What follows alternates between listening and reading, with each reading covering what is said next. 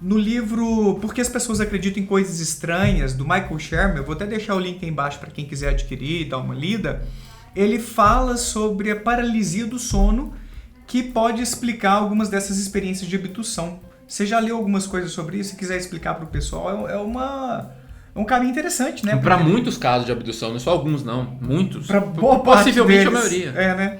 A gente não pode falar que a paralisia do sono explica todos os casos. Certo, Realmente não, certo, todos não. certo. Até porque tem uma galera que mente, tem uma galera que foi por causa da hipnose, né? Falsas memórias aflorando durante a hipnose. Tem vários cenários. Sim. Mas é muito comum, né, esse fenômeno em que você acorda, não consegue se mover, muitas vezes você só consegue abrir os olhos e mover os olhos, mas o corpo está paralisado e é muito comum relativamente comum você ter alucinações durante esse processo. É porque seu cérebro está falando de forma grosseira e simplificada, é como se ele estivesse em parte acordado e em parte dormindo. Então tem alguns processos ali que são característicos da mente acordada, né, do cérebro funcionando acordado, e algumas coisas características de um cérebro de quem está dormindo.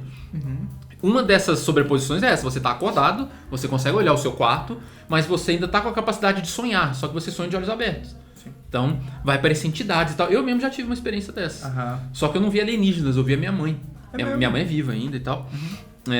Eu acordei com aquela corpo paralisado, olhei para a porta, né, bem assustado, e eu vi a minha mãe colocando metade do corpo para dentro do quarto e falando: vamos, Leonardo, você está atrasado, levanta. Eu estava na faculdade ainda. E aí eu fiz muita força pra destravar, consegui destravar o corpo. Quanto mais força você faz, geralmente pior fica, né? Mas a paralisia se desfez em algum momento, eu me levantei, achando que estava atrasado. E aí quando eu cheguei lá, fui ver se minha mãe tinha, sei lá, levantado, alguma coisa. Ela tava lá bem dormindo, roncando. E aí eu olhei o relógio, era 3 da manhã, 3 e pouca, né? A hora da bruxa, né? Hora da bruxa? Nunca ouvi falar, 3 horas da manhã é a hora da bruxa. É um horário muito comum de ter paralisia do sono, porque você já tá... Se você dormiu naquele horário mais ou menos costumeiro, é uma hora ali que você tá geralmente no REM e tal, um REM mais demorado, né? Na ciclagem do sono ali. Então é muito comum ter paralisia do sono por volta das 3, 3h30, 4, ou então no iniciozinho da manhã. E aí eu saquei, porque eu já tava estudando psicologia, né? E aí eu lembrei, falei, caramba, foi paralisia do sono. Foi a primeira que eu tive. Isso é tão frequente nas abduções que às vezes quando a gente aparece mais, né, na mídia, alguma coisa assim, as pessoas começam a procurar a gente mais, né? E aí teve uma época que eu tava recebendo muita mensagem de pessoas falando que tinham passado por abdução e queriam uma ajuda minha, eu quero parar esse negócio e tal, como é que eu faço, não sei o quê.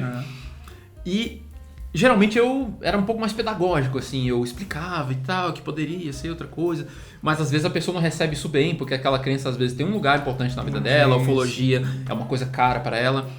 Aí eu comecei a testar uma outra abordagem. A pessoa falando que, assim, claro que se fosse uma coisa mais séria eu poderia ter um outro caminho, mas pessoas que falavam, olha, eu acho que eu tô sendo abduzido e tal. Eu comecei a dar umas sugestões para algumas pessoas, que são aquelas sugestões que você dá para diminuir a chance de ter uma paralisia do sono.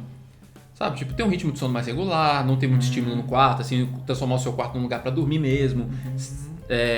Você dormir mais ou menos no mesmo horário, criar uma rotina, não comer comida pesada antes de dormir e tal. Eu fui dando essas sugestões e sugestão para sair da paralisia, né? Sim. Por exemplo, os lábios. Essa eu nunca usei. Não? Não, essa eu nunca usei. A que eu usava, que funcionava muito pra mim, era tentar mexer só o indicador. Porque a pessoa tenta mexer o corpo inteiro, aí que tá tudo travado. Sim. Sabe Kill Bill? Não assisti. Que isso. Então corta a entrevista aí, acabou. A amizade acabou. Tem uma cena lá, então, quem já viu, que ela tenta mexer os dedos do pé pra fazer a perna voltar, que a perna ficou dormente, ela ficou em coma muitos meses. Aí ela começou a mexer um dedinho de cada vez, né? E aí eu fazia a mesma coisa, tipo, tentar mexer só esse dedo. Aí uma vez que esse dedo liberou, ficou mais fácil mexer o outro. E assim vai, chega uma hora que a mão inteira mexe. Eu fui passando essas dicas pras pessoas e falei, olha, depois de um tempo me escreve de novo. Aí as pessoas começaram a me escrever falando que os ETs tinham parado de aparecer. Olha essas mesmas pessoas. Ou então teve uma que falou que os ETs tinham aparecido, mas ela falou, na hora que eu fechei os olhos e mexi o dedinho e tal, comecei a mexer, os ETs foram embora. Aí eu falei, que bom, né, e tal. Que legal, olha. Então assim, aí eu fiquei pensando assim, né, o cenário alternativo, né? Os ETs chegam, vêm lá de Alpha Centauri, sei lá de onde, pra abduzir uma pessoa. Cerca ela lá, a pessoa começou a mexer o dedinho, o ET fala, sujou galera, bora. Ela tá mexendo o dedo, bora. Vai acordar, não teremos mais dedinho. poder sobre ela, vamos embora. Então assim, a paralisia do sono de fato, ela tá envolvida, tem muita literatura científica sobre isso, em muitos casos, mas não em todos.